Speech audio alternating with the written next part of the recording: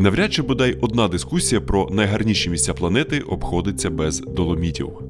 І я, як, мабуть, і всі адепти гір, рано чи пізно мав дістати з цих ні на що не схожих піків. Мільйони років тому вони були кораловими рифами на дні прадавнього океану. Саме це зумовило їхню химерну форму та унікальну породу, яка, власне, і називається Доломіт. І складно повірити в те, що ці магічні схили були ареною запеклих битв під час Першої світової. І її сліди можна знайти тут у найнеочікуваніших місцях. Що вони тут роблять на такій висоті, я не знаю. Але попахує Терео-Буковель. Та це чистий факт. Бойові дії велись на найсуворіших вершинах, і Перша світова сильно вплинула на альпінізм та вигляд цього регіону. В Доломітських же низинах століттями формувалася самобутня культура, абсолютно унікальна школа роботи з деревом і своя, подекуди дивна, але дуже цікава кухня. Найкраще 10 євро, що я витрачав на їжу за дуже-дуже довгий час. Але, звісно ж, насамперед сюди їдуть не за культурою чи їжею. І за минулий рік мені пощастило двічі тут побувати. На початку березня з пошуками снігу, зимовою естетикою та катанням одним із найбільш краєвидних схилів світу. І у жовтні, коли літня спека спадає, туристів меншає і космічні віаферати стають тільки вашими. І на найближчу годинку запрошую вас зануритись у цей неймовірний клондайк гірських пригод та фотошпалерів.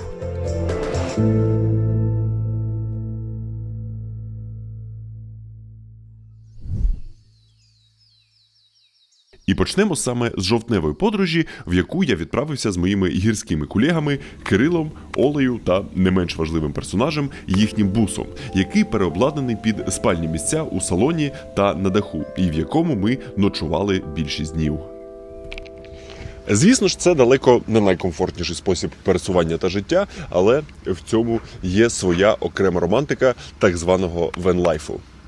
Влад, те, що ти називаєш романтикою венлайфу, я називаю срач. Ти думаєш песимістично? Так, співіснування в такому от гуртожитку на колесах повне компромісів. З одного боку, маєш повну свободу організувати готель 1000 зірок у будь-якому місці і прокидатись якомога ближче до точки ранкового старту. А з іншого, спати доводиться у спальниках і теплих лахах, бо вночі таки зимнувато, а ранки починаються з ритуалу перебирання речей і перезбирання у режим їзди.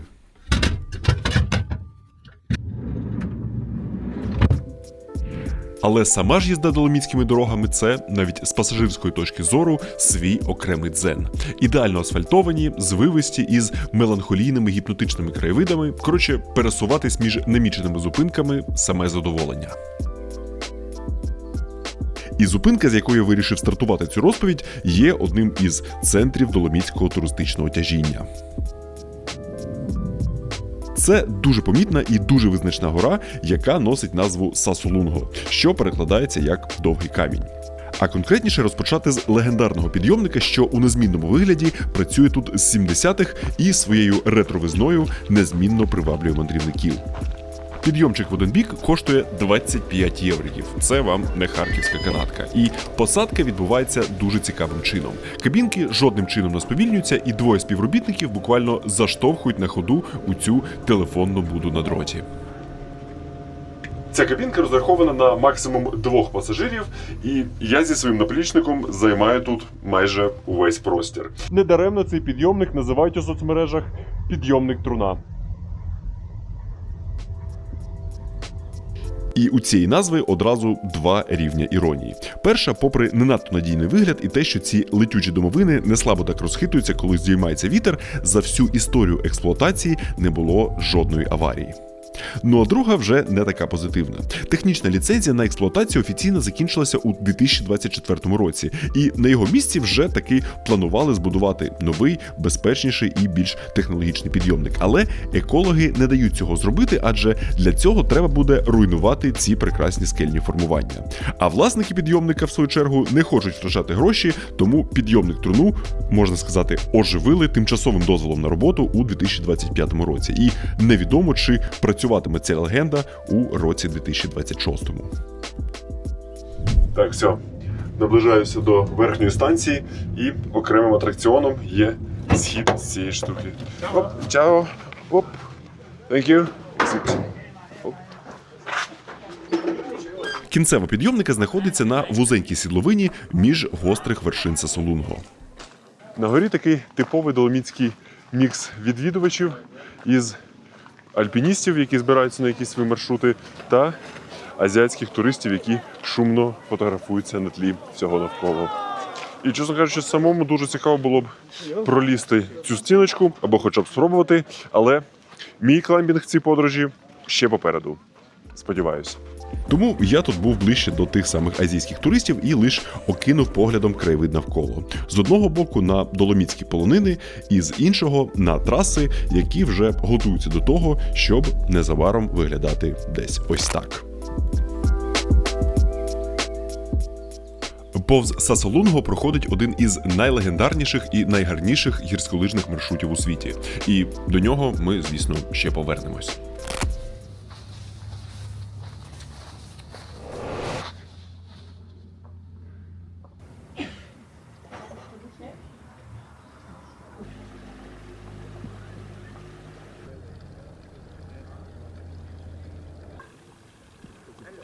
Суто випадково, повертаючись з гори, запримітили ось таку неймовірно чарівну колибу, в якій офіціанти спілкуються то італійською, то німецькою, і вирішили вточити тут трохи місцевих калорій. Одні з традиційних місцевих калорій – це яєчня зі смаженою картоплею і шпеком. Не сильно схоже на італійську кухню, чи не так? Але це цілком логічно, адже і Доломіти – це не на 100% Італія. Тобто геополітично це, звісно, Італія, але тут частіше побачиш біло-червоний прапор Південного Тіроля, гірського регіону, що до Першої світової належав Австро-Угорській імперії. Але у 1918-му ця частина Тіроля відійшла до Італії, що була на боці переможної Антанти, зі збереженням певної автономії і, звісно ж, своїми особливостями і дуалізмом культур. І насамперед це знову ж таки відчувається у подекуди дуже дивному кулінарному ф'южені. Так, це піца з капустою в Італії, і так, це тут легально. Місцевими серпантинами розсікають як на німецьких, так і на італійських спорткарах. І останні, як на мене, набагато більше пасують цим горам. Персонал у закладах обслуговує у традиційному тірольському одязі, а у відвідувачів цілком собі італійське відчуття стилю. У населення італійські ж паспорти, але при цьому Like with my parents, with my friends and family, we talk in German, like a German dialect. And second language is Italian. це, до речі, Мануель, і він працює у місцевій гірській рятувальній службі. І, забігаючи дуже наперед, у цій пригоді ми були доволі близько від того, щоб послуги його контори стали для нас актуальними. Там, якщо коротко, відбулася легенька недооцінка часу і маршруту. Як водиться, у горах не все завжди вдається так, як ти собі уявляєш. На то вони, власне, і гори.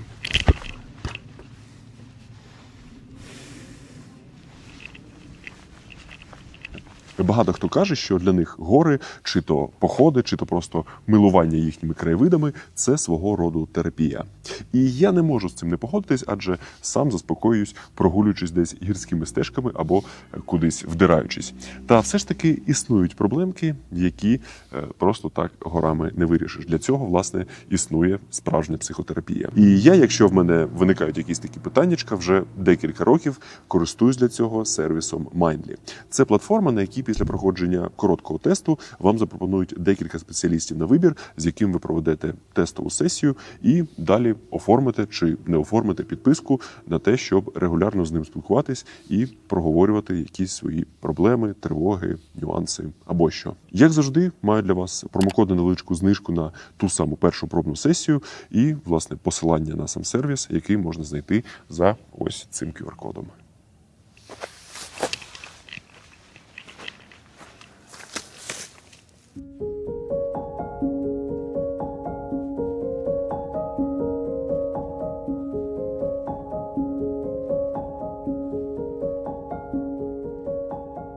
Шлях до наступної нашої локації проходить через перевал Гардена, який є одним із найвизначніших у Доломітах. І це не просто мальовничі завитки асфальту, а справжня історична пам'ятка, що відсилає до Першої світової. Дорогу цю будували за Австро-Угорщини у 1915 році для стратегічної логістики. І до будівництва залучали переважно військовополонених з тодішньої Російської імперії, значна частина яких були українцями. Це були переважно вихідці з Наддніпрянщини та Сходу України, які працювали тут у нелюдських умовах.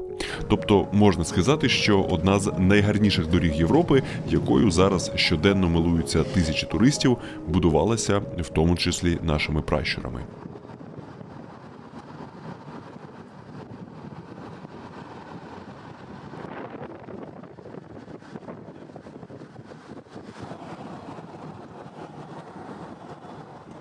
Ми залишили Сасолунго і перевал позаду і рухаємось до наступної локації – одного з найвідоміших гірських озер. Ними Доломіти, в принципі, як і будь-яка гірська місцевість, теж славляться. Деякі з них траплялись прямо на узбіччі доріг, а до деяких треба було трохи пройтись ніжками. Деякі випадково знаходились на шляху на мапах, і біля них ми влаштовували ночівлю. А деякі знаходяться у списку бажань усіх доломітських мандрівників, зокрема, знамените листівкове Лаго ді Бреєс.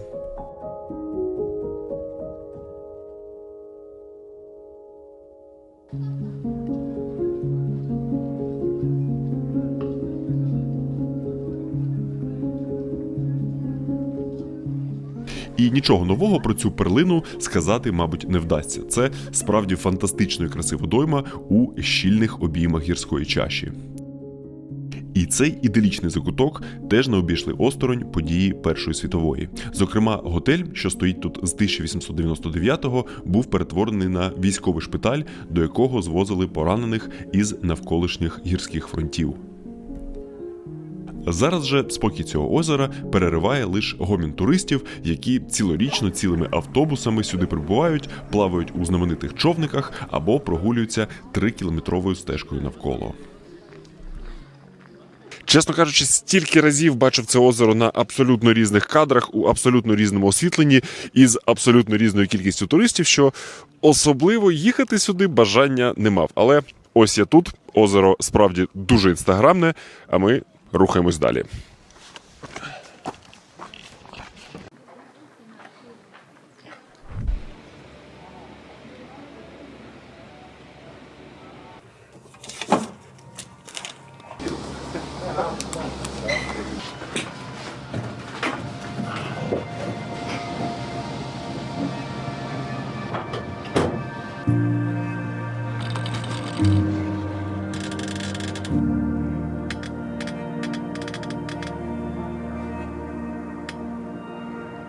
Наступна локація, яку я неодмінно хотів відвідати, також починалася з підйомника, але просторішого і сучаснішого, який злітає над зеленою долиною із по-справжньому іделічними краєвидами доломітського життя.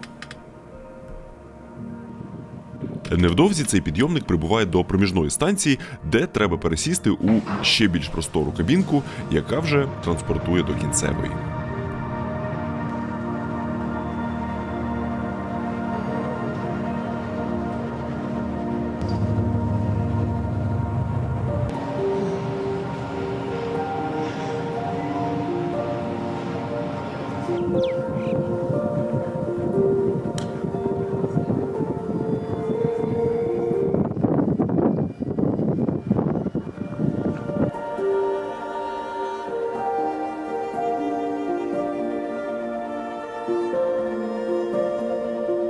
Гірське плато Сечеда має одне з найкращих співвідношень доступності до листівковості краєвидів. На усі 360 градусів відкривається панорама на оточуючі гірські масиви та долини. І недаремно під час війни це було дуже важливим оглядовим пунктом австрійців. Зараз же це дуже важливий пункт, до якого піднімаються фотографи з купою техніки, щоб, майже не рушаючи з місця, наклацати елітних фотошпалерів. Та до найбільш вражаючого видовища таки треба зрушити з місця і трохи прокрокувати спеціальною так званою хребтовою стежкою.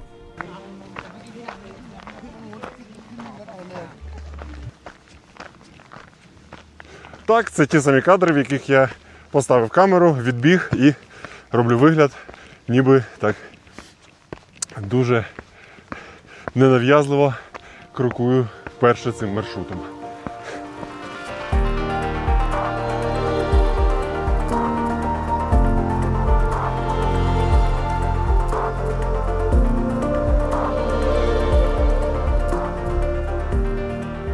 Цей хребет утворився від багаторічної ерозії ґрунтів і виглядає, як ніби хтось просто відломив шмат землі від станції підйомника і аж до гострих голок скельної групи Делі-Одле, головної фотородзинки цього місця, від вигляду якої може справді трохи запаморочитись.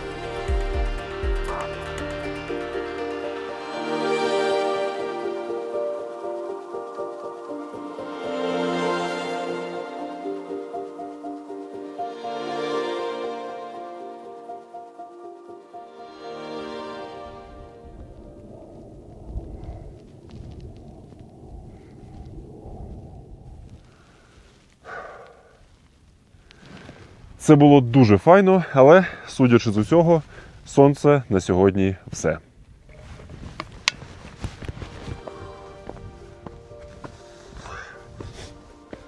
Плато поволі пірнає у сон, підйомники, звісно, давно зачинилися, і усі пізні гості Сечеди спускаються до своїх осель та автівок. Хто на своїх двох ногах, а хто на своїх двох колесах.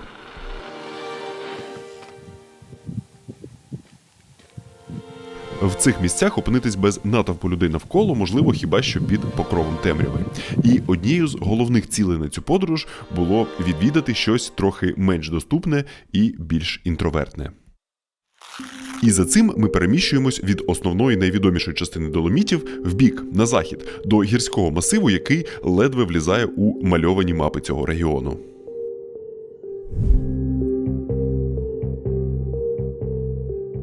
Це Брента – група багатошарових грандіозних веж, що трохи відрізняються від Доломітів, які я бачив до того.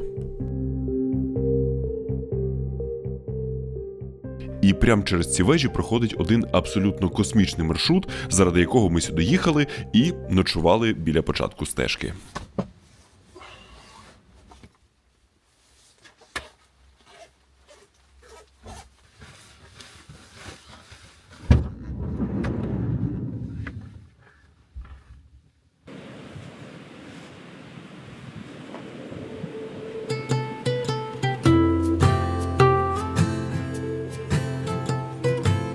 Як це часто буває у великих горах, маршрут починається із довгого та не надто цікавого підйому через ліс.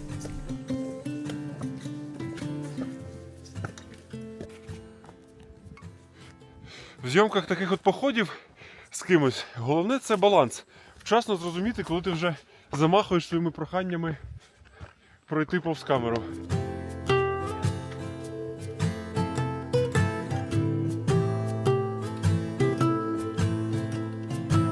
Вийшли з зони лісу і одразу картинка трохи приємніша. Головна ж прикраса цієї картинки – гора Чіматоса, яка постійно то там, то тут майорить на обрії, окрім, звісно, моментів, коли стежина звертає до невеличкої печери.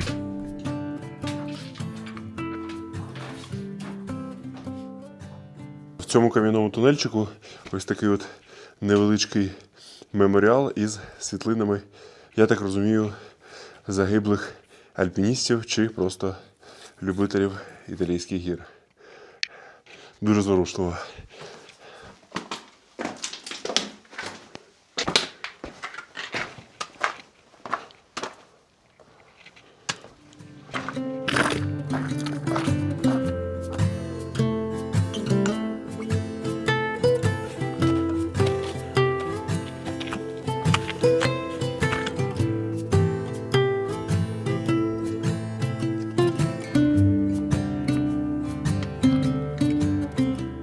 За декілька годин підйому цією стежкою картинку ще доповнює чарівна гірська Хютте або італійською Ріфуджіо – незмінний підстоп для крокуючих цим маршрутом.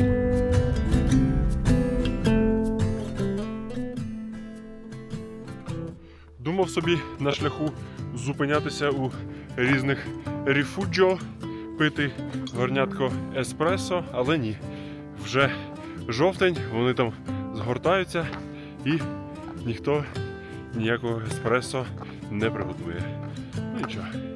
Зате абсолютно порожня місцевість тільки для нас. Влітку це Ріфуджіо і ця долина є доволі популярними, але от восени цілком вірогідно залишитися тут на самоті серед цих грандіозних колишніх коралових рифів.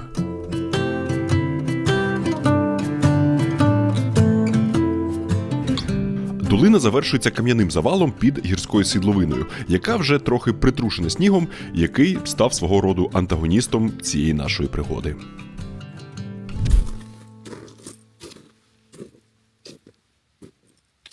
Дошкандибав до перевалочного пункту, в якому сніг, судячи з усього, закінчується, але починається дещо цікавіше.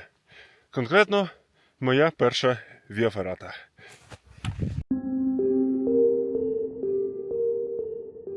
Ці два мелодійних італійських слова, або одне менш мелодійне німецьке «Klettersteig», дослівно перекладаються як «залізна дорога». Це високогірні маршрути, що облаштовані, відповідно, залізними засобами безпеки. Насамперед, це страхувальні троси, металеві сходинки, драбини або навіть цілі металеві містки. Вперше вони з'явилися у Австрії у середині 19 століття, щоб убезпечити альпійську логістику, а найбільше розповсюдження набули саме у Доломітах під час Першої світової, щоб дозволити гірським військам швидше виходити на позиції, постачати провізію та амуніцію, тобто так, і це теж післявоєнна спадщина. Конкретно в цьому масиві вже у 1930-х збудували легендарну Віа делле Бочете, яка вважається однією з найбільш видовищних віаферат у світі, перед вирушанням на яку радять ретельно себе убезпечити, насамперед каскою і спеціальною альпіністською системою, яка в мене чомусь завжди викликає асоціацію із якоюсь дивною штукою для розпусних збочень. Все, БДСМ приблуду підзатягнув. До неї кріпиться ще одна БДСМ-приблуда. Це дві еластичні мотузочки із двома карабінами. Ці карабіни чіпляються за ту саму залізну дорогу, за троси, і я маю їх постійно перечіпляти, щоб як мінімум один карабін в один момент часу був зачеплений. Це така собі страховка на таких от маршрутах. А ще одна страховка, до речі, лежить в мене на емейлі, яку я оформив, самі знаєте де. Hotline Finance – усе ще моє незмінне джерельце усіх видів страхувань, зокрема туристичних, бо без них у гори суватись не бажано. І я при пошуку завжди проклацую опцію, що покриває евакуацію гелікоптером. І при оплаті, звісно ж, застосовую свій промокод на знижку. Промокод, як завжди, на вашому екрані і продубльований у описі відео разом із посиланням на Hotline Finance.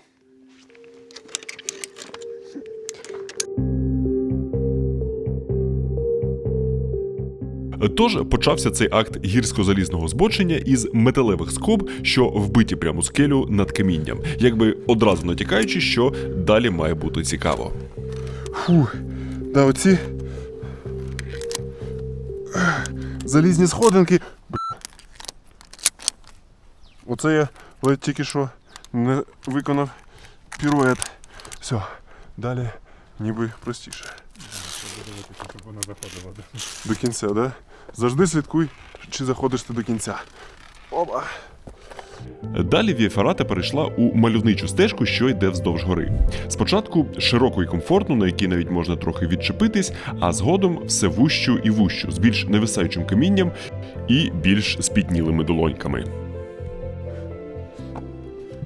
Навіщось Кирило мені сказав про висоту, і я подивився вниз. І якось вже не так приємно і весело. Одна з головних родзинок цієї віаферати – ось ці довгі траверсні стежки, що проходять на карколомній видовищній висоті і є насправді такими собі місцями перепочинку між більш скельними ділянками.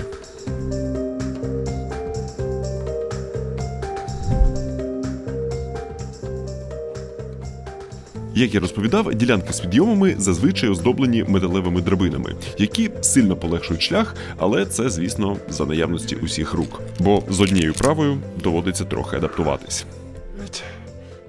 Треба триматися і перечіпатися. Блін, ну ти хоч не позорив би мене. Оце я стою, страглю на цій драбині, він просто бере без страховки, пролазить і йде далі. Що ти за людина? Дав би мені хоч показати на кадрі, що це якось неприємно.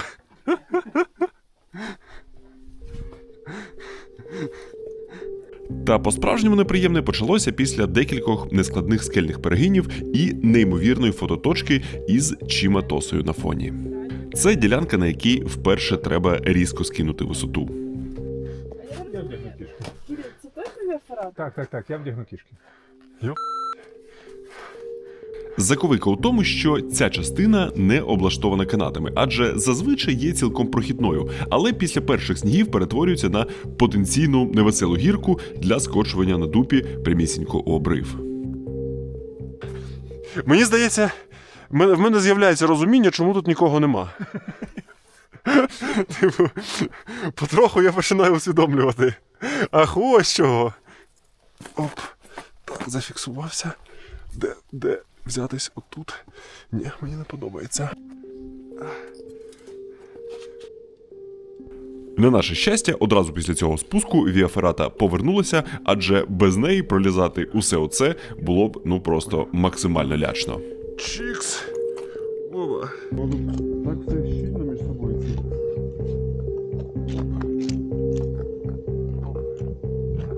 І окрім очевидної безпеки, вона також додає маршруту певної атмосферності. Лізеш навколо нікого і звуки тільки оцих металевих канатів. Воно прям так АСМРно. Так, дзинь і пішов. Клас. Дуже подобається.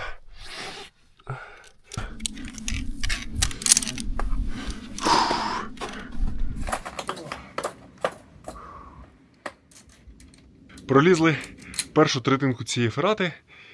І далі починається цікаве, тому що вона йде по лівій стороні, де, відповідно, треба ліва рука. Якась. Теоретично.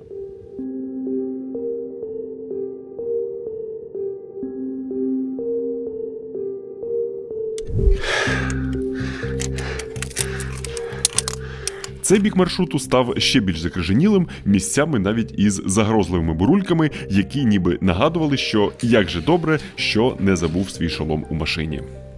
От людина стоїть і дивиться, де купити шолом онлайн. А все вже. Затопив. Не ходіть в такі штуки без каски. Дякую за увагу.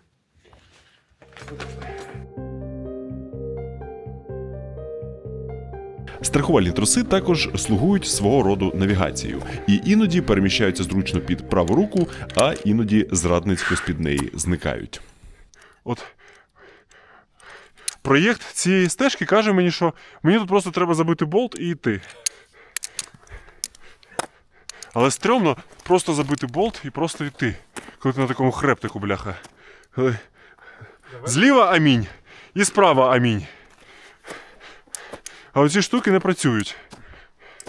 Коли ти йдеш по ділянці Віаферати, де нема тросів, ти як пес, який сам себе за повідок вигулює. Так, безпечно. О, хазяїн. Все, я в безпеці. Цей маршрут справді доволі виснажливий і нетривіальний. І цілком можливо, особливо якщо впіймати непогоду, не пройти його до кінця за один раз. Тут в печері хтось залишив рятувальну ковдру.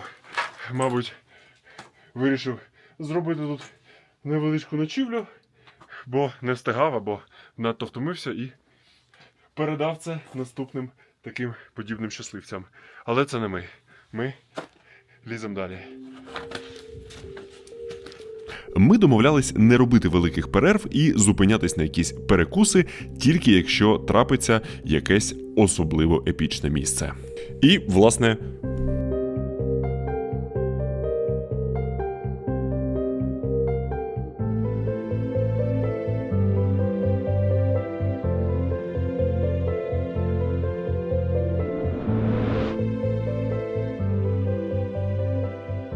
Поки була перервочка на епічні кадри, сонце ще трохи сховалось і стало ще трохи холодніше. Тенденція ця мені не дуже до вподоби, бо я вже от потроху утеплююсь, хоча зазвичай холод переношу непогано.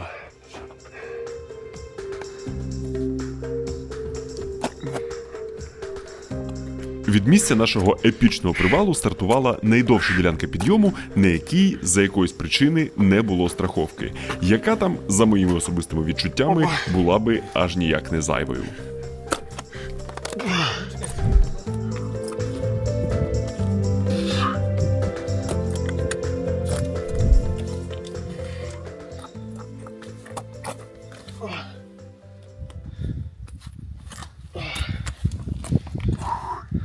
Це прям трохи було таке лазельне. Але нарешті сонечко знову.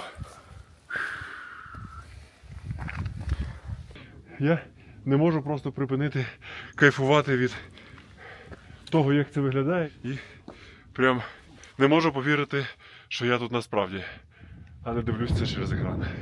Піднялись на невеличкий хребтик, з якого чудово проглядається долина, якою ми зранку сюди підходили. Просто не можеш повірити, що подолав усю цю відстань, увесь цей набір висоти, і від цього ця краса стає ще більш вражаючою. Але треба шурувати, бо по темноті тут іти буде не так прикольно.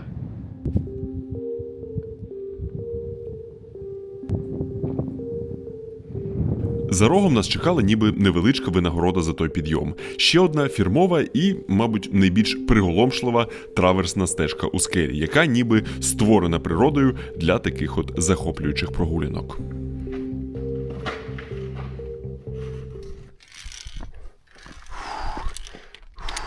Дух не те, що перехоплює, а просто кудись в якісь тиски пхає і не відпускає взагалі. Це нереальна фантастика.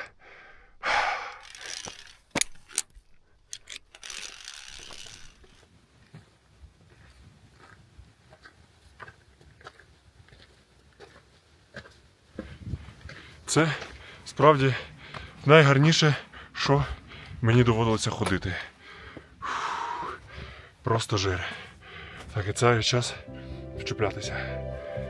Після цього ми почали потроху скидати висоту, обережно спускаючись камінням і віафератою, і паралельно набуваючи зайві переймання щодо її надійності.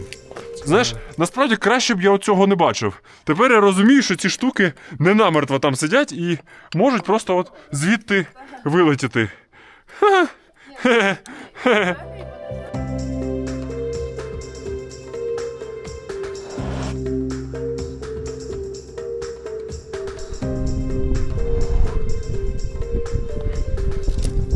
Все, і найстрьомніша частина, звісно ж, на десерт. Драбина, бляха, вниз. Ще й з тросом зліва. Нічого, зараз розберемось. Одне з моїх головних вражень після першого дня віаферати – це те, що усі ці залізні штуки, які мали б робити шлях швидшим і доступнішим, були для мене іронічно найбільшою перепоною. Але добре, що вдалося якось до них адаптуватись.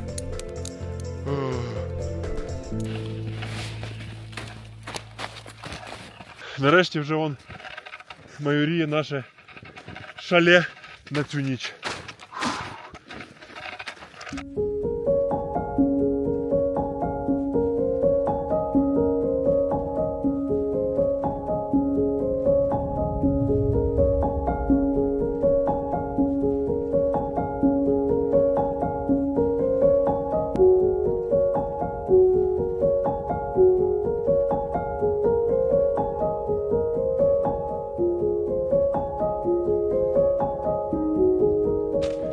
І попри всі зйомочки, затримочки, встигли на прекрасну доломіцьку сенсетішну.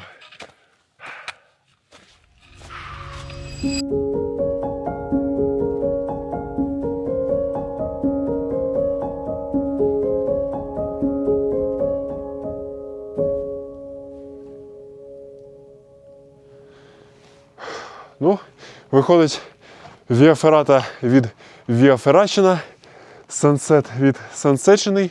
Час їдлувати і заселятись.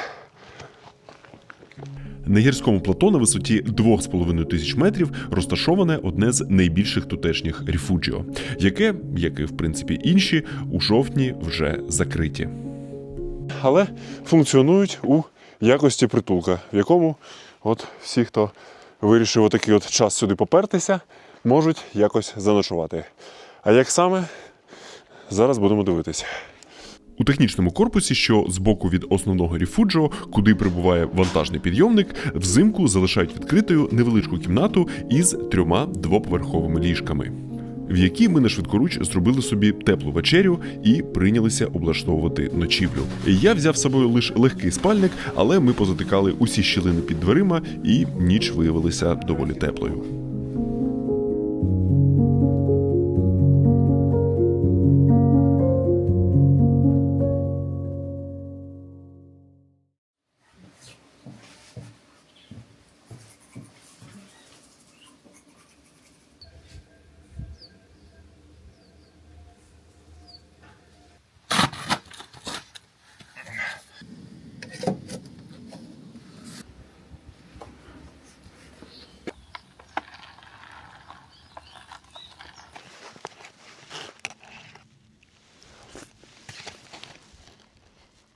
Одне з головних, що треба не забути, це попакувати з собою всі пакети від їдла, що були заїдлені за ці 2 дні. Тому що якщо залишити тут пакети з субліматами з-під українських продуктів, то це прям такий міжнародний аутдорний скандал. А ми такого не хочемо.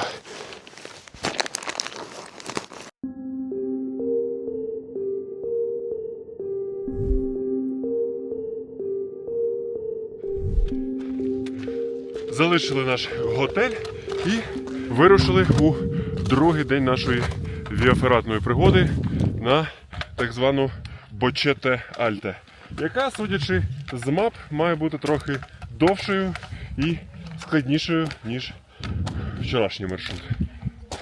Але це тут нікого не лякає.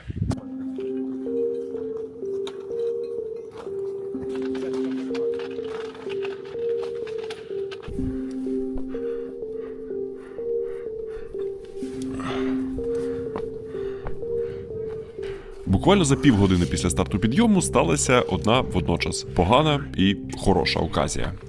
Погано в тому, що з шолома злетіла наліпка для екшн-камери, але хороша – це те, що це сталося отут, а не десь над якоюсь прірвою.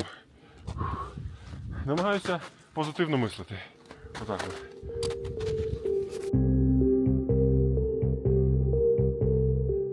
І слово «прірва» було максимально влучним передбаченням, адже саме вона була першою серйозною перешкодою на другий день.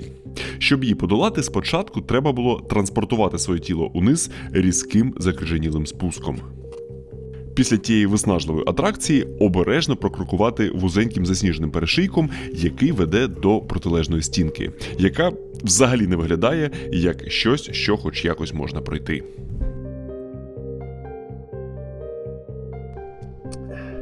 Не зовсім ті конкурси, які я собі уявляв, але цікаво.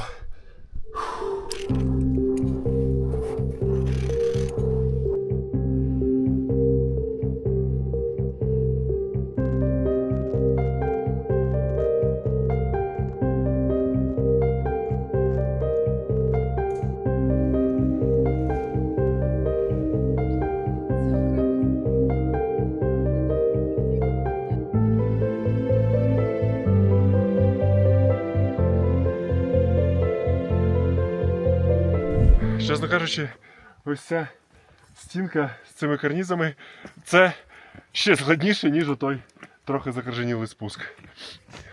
Це як в комп'ютерній грі. Далі цікавіше і цікавіше.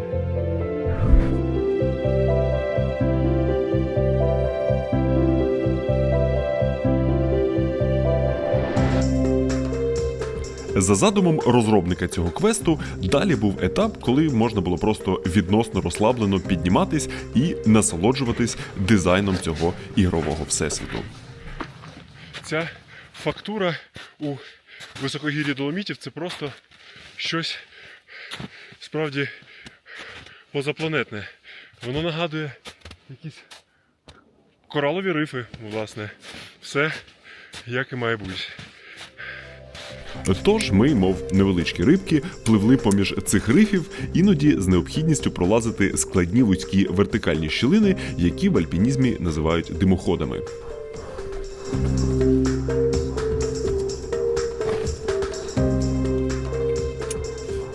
Отримувати уявні бали досвіду за пройдений рівень і отримати декілька хвилин передишки перед рівнем наступним.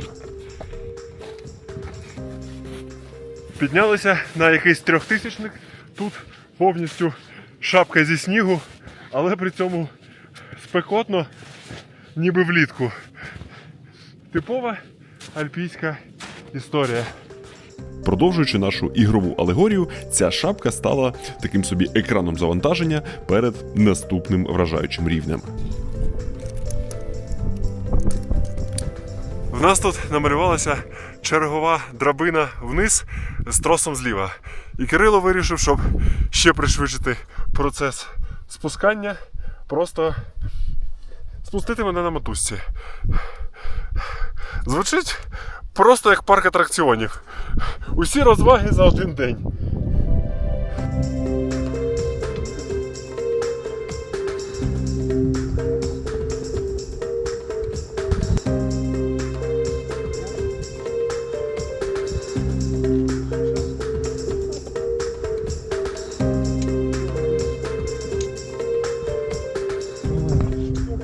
Чекаємо Кирила. Ніфігову фігню ми пролізли. Ще трохи пролізань вузьких засніжених карнізів із колінками, що тремтять, і чергова винагорода у вигляді найепічнішого місця перепочинку за усі ці 2 дні.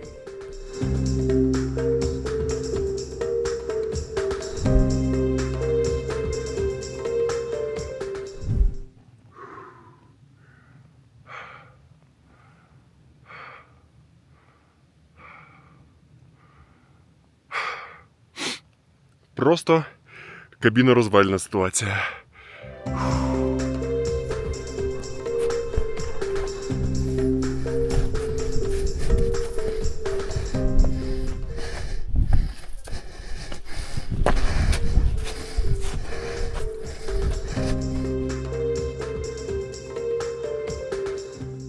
Наступний же рівень став неочікувано, але цілком відповідно до нашої ігрової концепції, нашим фінальним босом. Зазвичай це ділянки цілком прохідної траверсної стежки, такої, як ми ходили у перший день. Які в цілому влітку мали бути відносно безпечними. Але коли тут сніг, доводиться будувати свої, так мовити, трамвайні лінії. І тут, нарешті, по-справжньому знадобився елемент інвентаря, який усю подорож чекав на свою визначну роль. Ми вв'язалися у мотузку і обережно, крок за кроком, страхуючи один одного, на випадок, якщо снігові завали поїдуть, проходили цю стежку. І насправді найбільш екстремальним моментом був ризик загубити на ній добру половину кадрів, що я відзняв за ці дні. Камера впала. Влад, в тебе камера впала справа.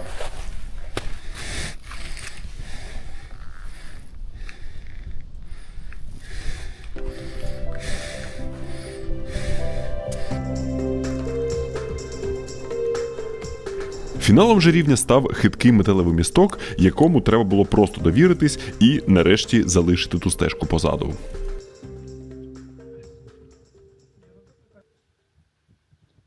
Це, типу, на пам'ять про стежку, на якій можна було залишитись.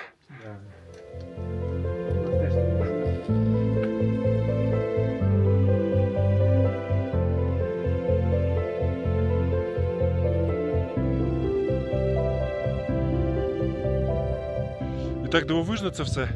Тут вже така повноцінна зима зі сніжулькою, а внизу ще тепло, літо і усе оце. До тепла залишилось пролізти, вже точно завершальну ділянку закрижанілої віаферати і завершальну же ділянку засипаної снігом колишньої стежки. Сьогодні на сансетік ми не встигли, але день був справжньою пригодою в усіх сенсах цього слова. Це була моя перша Via Ferrata у житті, і маю сказати, що планка, яку вона задрала, дуже висока. Як мені сказали, треба ще буде постаратись, щоб знайти щось настільки ж вражаюче, як Via delle Bocchette в ці осінні дні.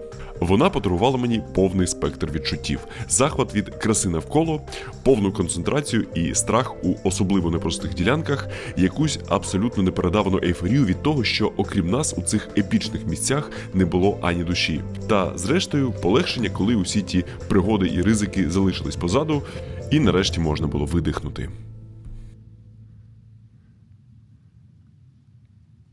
Ну а тепер довжелезний хайк до машини. Скоріше за все, вже з ліхтариками.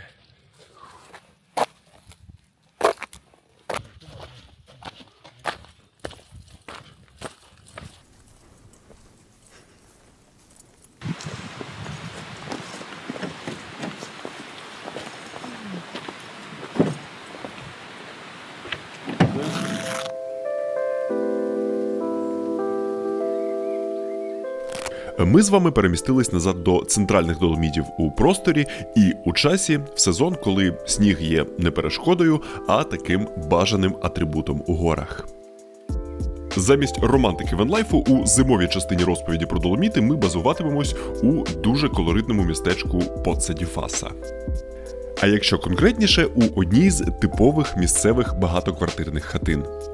Нашою лижно-сноубордичною командою ми розташувались у затишних апартаментах із однією кухнею-вітальнею, 2 маленькими спальнями, одним моцним сусідським котом, дуже автентичними барвистими дерев'яними меблями і коциками на підлогах, які цілком могли б бути з якогось косівського базару.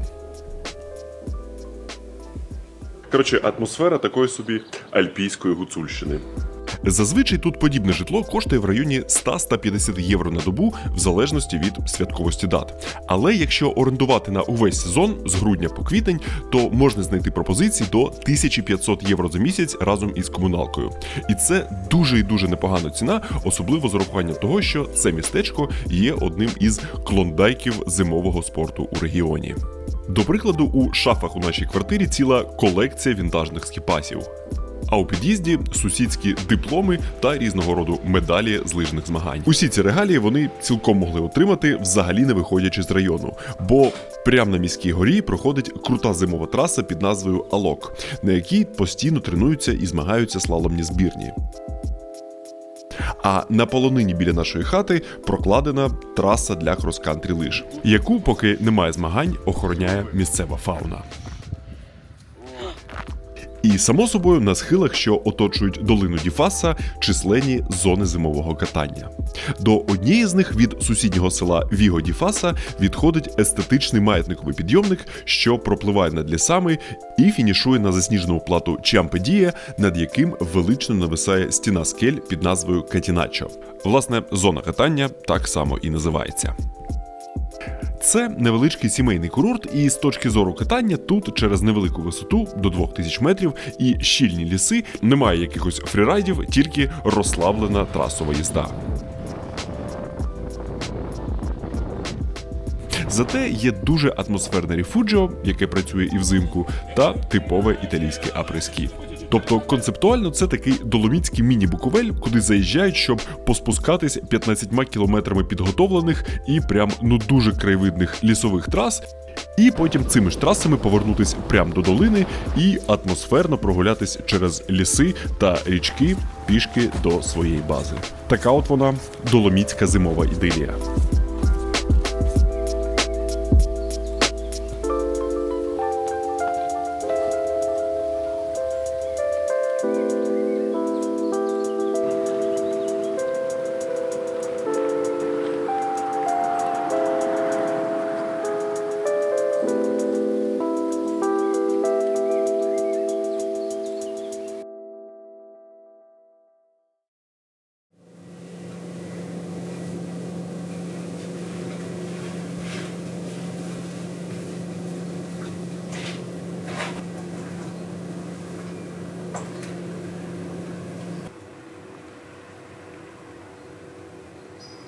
На рівні з різного роду сансетішними, це, мабуть, моя найулюбленіша картина у горах.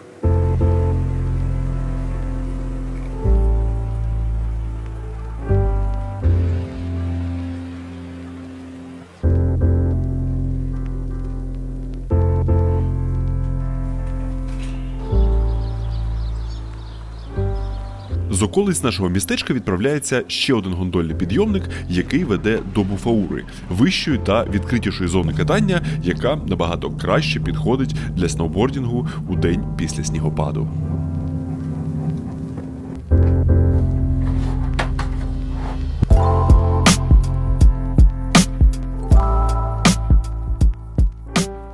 Та снігопаду в той день ледь вистачило, щоб прикрити травичку, яка сором'язливо проглядалась на схилах Буфаури. Взагалі, останні зими в Європі відносно скудні на сніг, а Доломіти, порівняно з іншими Альпами, особливо від цього страждають. По-перше, бо північніші альпійські хребти забирають на себе більшість атлантичних опадів, залишаючи Доломітам лише снігові рештки. А по-друге, бо теплі повітряні потоки з півдня Італії часто злизують сніг зі схилів навіть при мінусовій температурі. Саме тому у Доломітах одна з найбільш просунутих систем штучного осніження у світі, але, на жаль, це уможливлює лише трасове катання. А якимись фрірайдами, свіжими пухкими снігами, на які я сподівався, коли сюди вирушав, навіть і не пахло. І загалом не тільки в Доломітах ця забавка з роками стає все більш і більш екзотичною. Але це не зупинить від спроб виїжджати взимку у гори і намагатись це діло впіймати.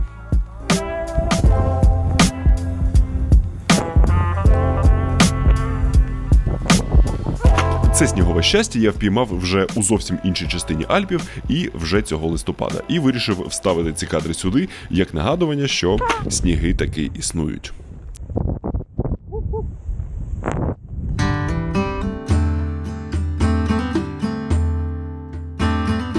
Ну а я повернувся до нашої малосніжної долини, і давайте поговоримо трохи про те, чим, власне, дихає цей регіон, окрім гірського туризму. По-перше, це сільське господарство, яке за не найпростіші кліматичні умови отримує вагому підтримку та субсидії від італійської держави. От немає відчуття, ніби приїхав на гірськолижний курорт. Це скоріше до бабусі в село, але з якимись більш екзотичними цапами. До речі, ці кози, що ніби зійшли з обкладинки якогось альбому емо-гурту, це суто альпійська порода, яка стала популярною через саме свою зовнішність і зараз більше розводиться у декоративних цілях. Говорячи про декорації, у цих краях неможливо не звернути увагу на неймовірно деталізовані дерев'яні прикраси, фасади та скульптури. Саме у цих доломітських долинах і селах зародилася одна з найкращих у світі шкіл високохудожнього різьбярства. Тут перетворили свій традиційний гірський промисел, яким займалися довгими зимовими вечорами, на глобальний еталон деталізованої дерев'яної скульптури, декорацій та іграшок. Це ремесло тут процвітало також тому, що породи дерев, що ростуть у доломітських лісах, є дуже цінними та якісними. З них, до прикладу, робилися скрипки Страдіварі, а також саме на доломітських міцних смереках разом із лісом з території Хорватії стоїть Венеціанська фундація. До речі, про Венецію в мене є окреме велике відео. Можете потім глянути. Цікаво також те, що доломітською деревиною оббита навіть пожежна станція у нашому містечку. Це здалося мені трохи іронічним, і недаремно один із найпопулярніших образів на стінах цих долин – це святий Флоріан. Тірольський персонаж, який є покровителем пожежників, і тут навіть є жартівлива народна приказка «Святий Флоріане, мід їм обійди, а чужий підпали». Таке собі «моя хата з краю» по-тірольськи. Ну і, звісно ж, в сучасності тут також процвітає ресторанна сфера із притаманним Доломітам тірольсько-італійським дуалізмом. До прикладу, на центральному перехресті нашого містечка вже 50 років працює желатерія, у якій декілька поколінь газдує привітна італійська родина. Їхні батьки займалися відновленням та ремонтом у цій історичній будівлі, і виглядає все це як от ніби капсула часу з Італії 70-х, звісно ж, з купою дерева в інтер'єрі. Желато ми тут не застали, зате натомість вхопили останні порції тірамісу, і воно було одним з найсмачніших, що я куштував. Але, звісно, можливо, треба зробити поправочку на гірське повітря, що усе робить смачнішим. Та все ж таки, кафе «Морозиво» – це не найбільш актуальна установа для зимових гір. І заклад, що, як на мене, як найкраще передає гастрономічний дух цього регіону, це така собі колиба під назвою «Де Мішель», яку можна інтерпретувати як у Михайла. Михайло розпахнув свої двері в кінці 70-х неподалік від того самого спортивного схилу Алок, щоб лижники могли після тренувань швидко, ситно і, головне, недорого попоїсти місцевих страв. І завдале поєднання цих якостей з роками став одним із найбільш канонічних закладів Доломітів. У цих, само собою, дерев'яних стінах неможливо забронювати собі столик. Усі туристи та місцеві приходять та займають місця за великими спільними столами, мов на якомусь октоберфесті. Атмосфера чисто колибно-столовська. Стоїш у черзі, щоб замовити, і потім якось забираєш. Чао, may I have подвата de Michel? Команда кухарів неправдоподобно швидко готує замовлення, само собою офіціантів тут немає, усе треба забирати самому. Меню дуже обширне із демократичними цінами, і фірмові позиції не дуже асоціюються із італійською кухнею. Це, наприклад, фірмова тарілка із кукурудзяною кашею, 2 видами сосисок, капустою та грибами. Або півкурки гриль із салатом та майонезом. Та, як на мене, головна перлина закладу – величезна, масна, запечена свиняча нога із традиційним австрійсько-німецьким гарніром – холодним картопляним салатом. Це, може, трохи неандертальський, втім, чи не ідеальний місцевий вагон калорій після довгих холодних днів у горах. Найкраще 10 євро, що я витрачав на їжу за дуже-дуже довгий час. І повністю знищена мною ця велетенська порція як наочне підтвердження того, що це не тільки багато, а ще й справді смачно. І в цілому у Михайла трохи підзруйнувала мій стереотип щодо типового гастрономічного досвіду у таких от гірських курортних місцях.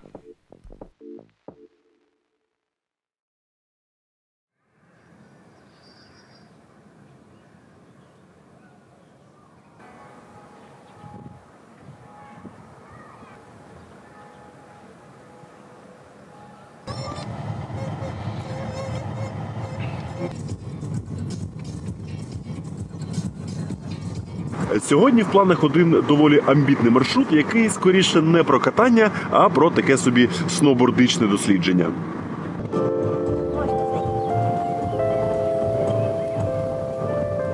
Приблизно за півгодинки краєвидних доріг та серпантинів ми опинились на вщент забитому паркуванні під зоною катання Роделла. Ледве знайшли місце для автівки, перевзулись і вирушили купувати найдорожчий тутешній скіпас. 83 єврики за підйомники, що дають доступ на усі місцеві зони катання. Такий all-inclusive скіпас всього на один день тут може знадобитись лише з однієї причини – для того, щоб проїхатись знаменитою Села Рондою. У самому серці Доломітів є така Селла – грандіозний гірський масив, до якого сходяться одразу декілька долин, і який за формою нагадує велетенську скельну фортецю діаметром у 8-10 кілометрів. А Селла, відповідно, Ронда – це кільце навколо цієї фортеці із близько 42 кілометрів підйомників та трас, яке є одним із найвідоміших гірськолижних маршрутів у Альпах, а замкнути його за один день – один із головних зимових доломітських челенджів. І у цей челендж ми й вирушили невеличкою компанією сноубордистів. Уся ця Села Ронда проходить промаркованими трасами, і щоб усе встигнути, дуже важливо чітко розуміти свою навігацію. Нам їхати по трасі 38. Ні, до підйомника 31. Ні, коротше, кудись. Тож кудись ми і поїхали. Почали біля вже знайомої вам гори Сасолунго, проїжджали ту саму колибу, в якій зупинялись на початку, і згодом об'їхали та опинились під північною стіною цієї самої гори, яка є одним із найсуворіших викликів для альпіністів у цих горах. На цьому підйомнику піднімаєшся прям ніби в цю скелю. Вона прям максимально велична.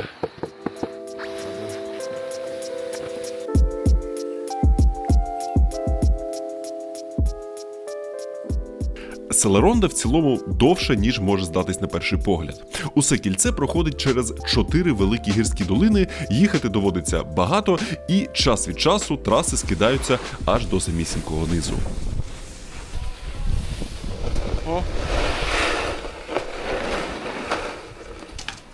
Селярондовський трафік. Для цього трафіку тут облаштований спеціальний окремий гірськолижний світлофор з турнікетом, щоб перетнути дорогу, пересісти на інший підйомник і продовжити свій маршрут. Дивовижно те, що лише сотню років тому у цих краях переїхати взимку з однієї долини в іншу було справжнім експедиційним досвідом, а зараз це просто забавка для зимових туристів.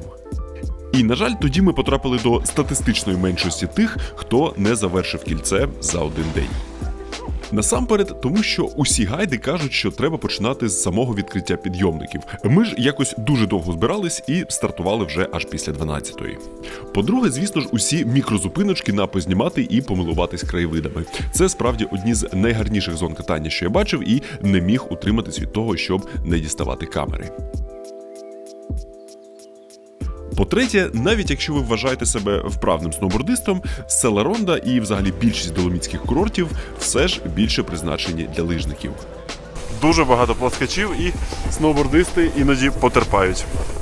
На вузьких ділянках постійно доводиться маневрувати у лижному трафіку і відстібати одну ногу, щоб відштовхуватись і не втрачати швидкість.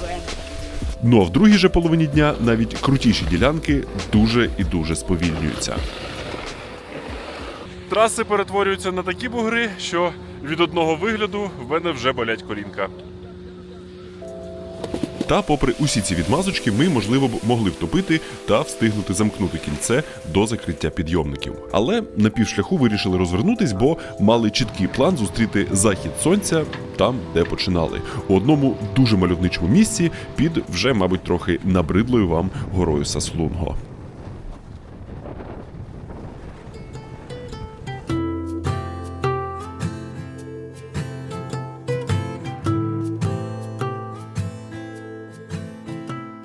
На одному із сонячних схилів знаходиться одне з найколоритніших ріфуджіо у Доломітах. Воно назване на честь короля Фрідриха Аугуста, останнього монарха Саксонії, однієї з держав, що входила до складу Німецької імперії. Він був завзятим альпіністом, робив численні сходження у Доломітах і ще на початку ХХ століття популяризував гори серед аристократії. Його в цих краях дуже любили, і на його честь спочатку назвали стежину, якою він любив хайкати, а потім і невеличку колибу на ній, яка згодом розрослася до дуже респектабельного закладу. Та найцікавіше в цьому місці не його історія чи його інстаграмні краєвиди, а його головні мешканці.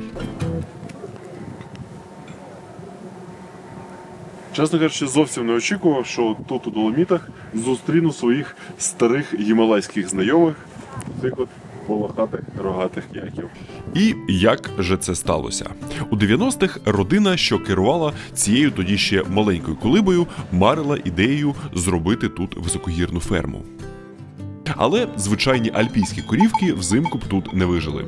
Тож спочатку сюди завезли шотландських високогірних корів, а за декілька років – перших гімалайських яків. Була певна бюрократична возня, були заперечення від консервативних фермерів, які не бажали б, щоб яки мішалися з їхнім традиційним скотом, але яки чудово прижились і стали однією з локальних візитівок. А також, звісно, джерелом молока та м'яса. Їх тут не тільки за інстаграмну зовнішність тримають. На відміну від родичів у Гімалаях, на цих яках не возять вантажі, вони тут вільно собі пасуться, але в стаді присутня традиційна ієрархія. Обов'язково є один альфа-самець, який стоїть трохи осторонь, спостерігає за всіма і не дуже привітний до туристів. Ой, який ти гучний.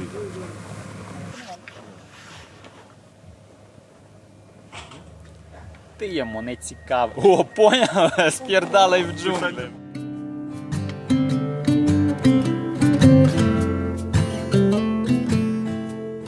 До речі, на фоні Ячичого пасовища гора Мармолада, найвища у регіоні. І з усіх туристично доступних сансетішних я б сказав, що ця колиба є однією з найкращих у Доломітщині.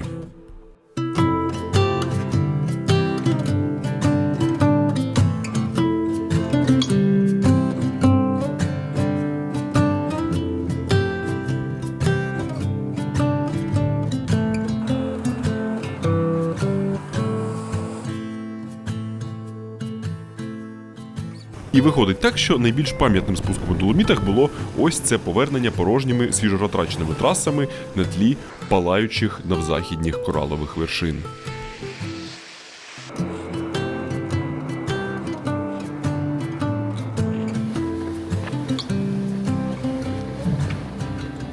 Звісно, я був трохи розчарований як незавершеністю Селарондою, так і в цілому кількістю снігу у той приїзд. Але естетика зимових доломітів, як то кажуть, влучила у саме серденько і залишила бажання якось знову сюди повернутись із дошкою та сподіванням на сніг.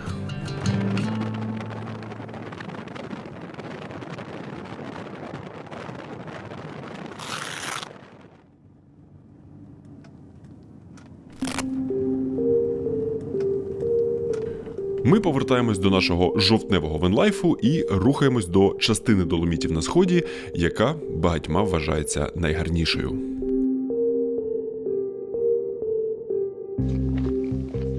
Це національний парк Тречіме, що перекладається як «три вершини», на честь ось цього дивовижного скельного формування, яке міцно тримає статус одного з головних символів доломітів. Але цей край зайняв особливе місце в моїх спогадах не через прогулянки стежками навколо цієї перлини, а через дещо ще менш доступне і більш інтровертне. Саме тут сталося моє перше, можна сказати, справжнє альпіністське сходження до абсолютно космічних місць, про які навіть не здогадується більшість туристів, що вирушають до прекрасних доломітів.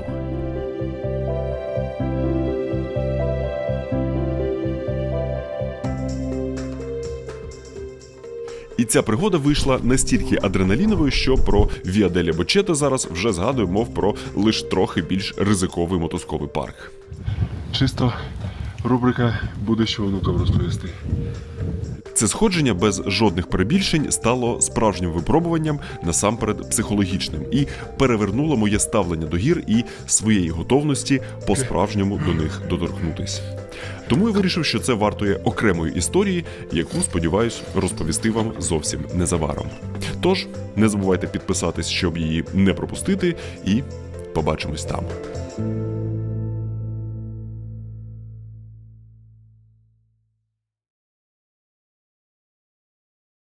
Та по факту виходить, що от побачились з вами трішечки раніше, і поки ви ще тут, насамперед хотів попросити вас долучитись до ось цього збору. Це на пікап для Сил оборони, і в ньому ми за донацію від 200 гривень з моїми друзями з магазину Шамбала розігруємо сертифікат на 10 тисяч гривень на придбання одягу крутого гірського бренду Reb. І також цікаво було б почути вашу думку у коментарях з приводу того, чи зайшла вам така спроба показати дві подорожі у одному відео і показати одну місцевість з двох різних мандрівницьких контекстів. З зимово-снігового, ну, наскільки можливо снігового, і такого більш літньо-похідного. Тому що доломіти насправді влучили у самісіньке серденько, і не хотілося чогось лишати поза кадром, чи це я трохи перекрутив і вартувало таки якось розділити.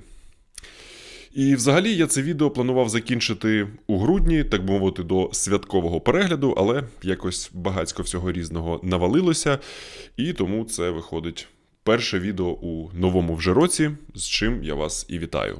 В сенсі, звісно ж, з Новим роком, а не з відео. І трохи з запізненням, але хотів побажати вам того, що, мабуть, в першу чергу хотів би побажати собі, це, попри все, продовжувати досліджувати і відкривати для себе нове, не навалювати на себе зайвого і не накручуватись з приводу речей, з яких абсолютно точно не варто накручуватись. І вже у новому році продовжую вам дякувати за те, що продовжуєте дивитись мої відео, і традиційно побачимось з вами у наступному.